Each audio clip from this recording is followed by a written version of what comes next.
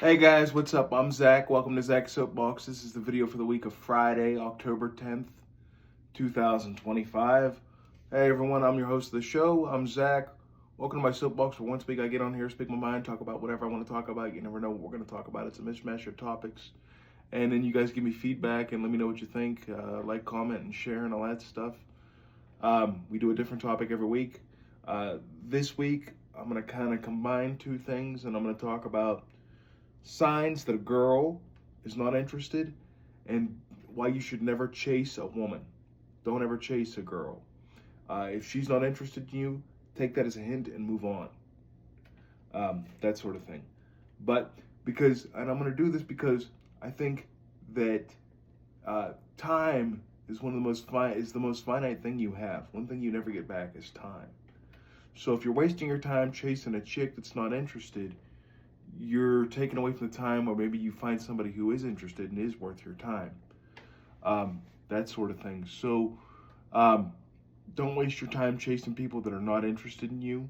If they're not interested, take the hint. But signs she's not interested. I sat down and I thought about these, and then so I come up with about 9 things. Never breaking the touch barrier, where she always used to give you a hug, a high five, a this or that. You're lucky to get a high five now, and things have changed, so on and so forth. Where she never breaks the touch barrier. Whereas a lot of times, if somebody likes somebody, they will, find a way to touch them, touch their arm, be closer to them, etc., etc. Body language and things like this don't lie, so pay attention to that. Number 2, not responding to messages where you'll message somebody and it takes them over a week and a half to respond. It means you're not that high of a priority. And then where they don't see your messages and you know damn well they got their phone in their hand all the time, it means they've probably set it to where when you send them a message, they don't really see it until they open it. That sort of thing. Number 3, like I said, the body language.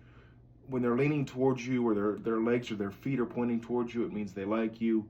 If they're pointing away from you and they're kind of looking down at their phone or looking away from you, they're not really that interested. Take that as a sign. Number 4, where you're the one always doing all the work, where you're the one, hey, just checking in, girl, how you doing? Been a while. If you're the one always sending the message and you're always doing the work, hey, are we gonna get together and meet this time or hang out? If you're the one always initiating that, that's also a sign. Don't waste your time. Um, the next thing is, she always bails. Oh, I'd hang out, but I got to get up in the morning. I got to go do this. I got to go do that. Oh, I'd hang out, but I don't have time. Oh, my boss. Oh, this. Oh, that. And, that goes on for, I can understand. Sometimes, people get busy. So, if she, blows you off once or twice, don't take it personal. Maybe she is busy. Maybe she's going through something personal. But when it goes on for a year, year and a half, it's time to kind of cut bait and run. Um, let's see.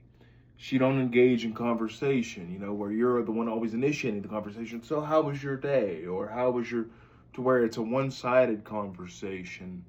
Don't waste your time. And see, a lot of times, like us men, like if she's really hot, we'll kind of bend over backwards or kind of lower ourselves. Don't lower yourself to where, well, as long as I'm in the presence of this hot chick, I'm winning. You're not winning just because you're in her presence. You know what I mean? It's almost like pity, like she's feeling sorry for you or something. You're not winning just by being in the same room she is, where you're so close to her you can smell her farts. Oh, I smelled her fart. That means I'm winning. You're not winning. You're actually losing, and she's losing respect for you. And if you keep sending her messages to kind of keep her in the conversation, because guys and girls do this too with a person they like, they'll try to talk to them, so on and so forth. Let's see, what else? When it seems to be like a fake smile or a fake laugh, with a real smile, you'll notice the crow's feet and the eyes kind of cringe up, and that sort of thing. Whereas with a fake smile, oh, ha, ha, it's kind of just out of politeness, or where she sounds bored and would rather just talk to anyone or anything else, even looking at her phone, than talk to you. And then finally, don't forget oh, I already have a boyfriend. Whether they do or not, sometimes that's just to tell you to kind of fuck off in a nice way. You know what I mean? She might not even have a boyfriend. She's just telling you that because she's not really interested in you. There's not enough beer in the world, what have you. Um, so that's the sign she doesn't really like you and it's not worth it. Then the second half of this video is going to be don't chase a woman and don't chase women. One way to not end up in the friend zone, which a lot of guys end up in, is make your intentions clear that you're interested in dating or interested in sex or interested in whatever it is. Just be open and honest about it, because the more you kind of remain ambiguous, the more likely you are to end up in nothing but that friend zone, to where you're not even a friend, you're option Z, where, you know, you send somebody a message a fucking month ago and they don't respond for a month. You know what I mean? It also puts you in a position of weakness and makes you seem desperate. Whereas a lot of women want a strong, assertive man, whereas it just makes you look weak and desperate by always kind of seeking her approval or just keeping her in the conversation. You know what I mean? And then sometimes by cutting off contact a little bit, it also protects you and protects your self-dignity and self-worth. Don't lower yourself down, because the more you lower yourself and the more you chase her, the more it devalues you. So protect yourself by cutting off contact, so to speak. And don't let them live in your head either, you know, where you got to seek that validation, that approval from them, be it man or a woman. Don't let them live in your head. Don't let them hold power over you, because you don't hold power over them, or they'd be responding to your messages and shit. You know what I'm saying? And then fourth and final on that one, if they pull back, take the hint. You know what I mean? Let go, because the more you dick around with somebody that doesn't want to be with you, maybe you're passing upon somebody who does. So take the hint. Like that one friend, I had a friend. I have a friend here. I guess we're still friends.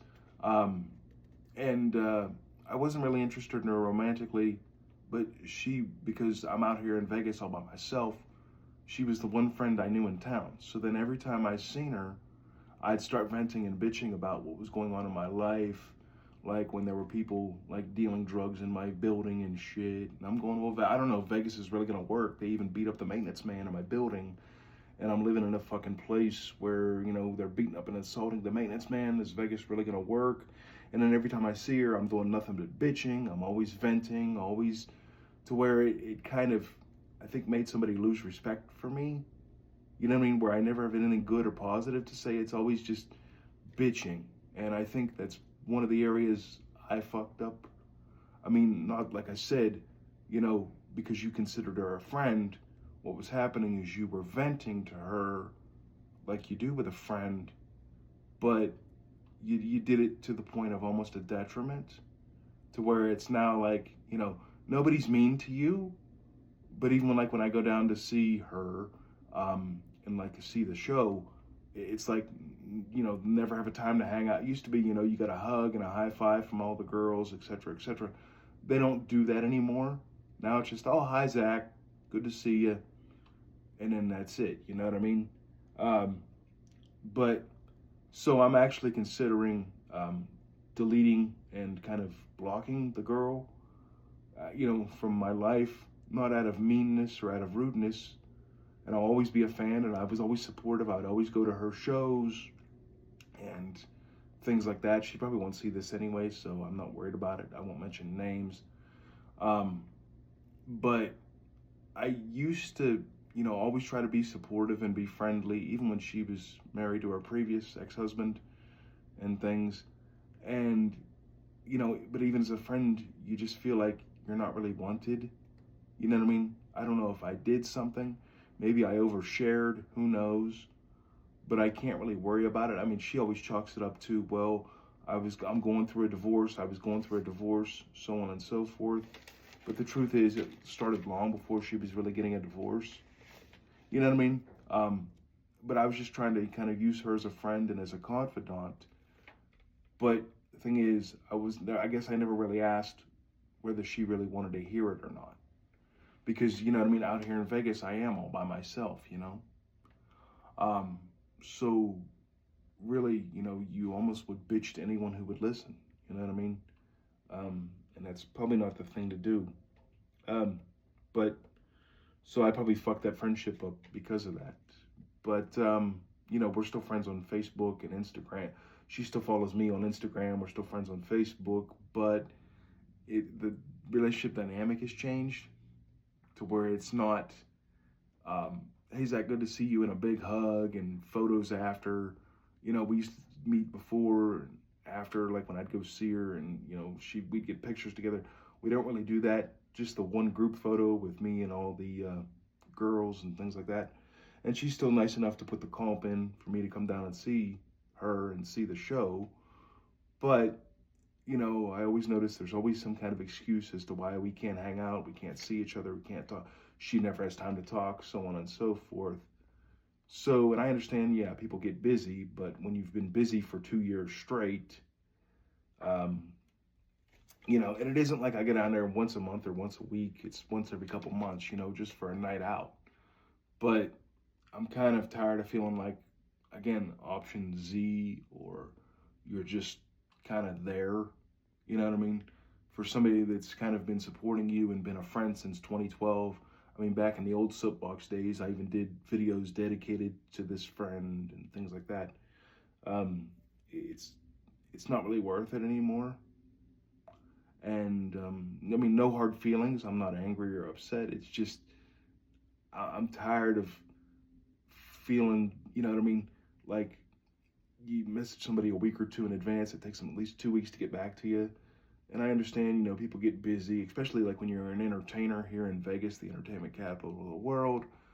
But the thing is, when you're always busy and don't have 5 minutes, then it's not really worth it. And don't keep messaging somebody that's not messaging you. It's not worth it.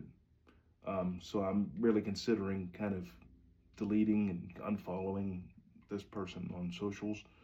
Not because they did anything bad, but because why be fake, so to speak,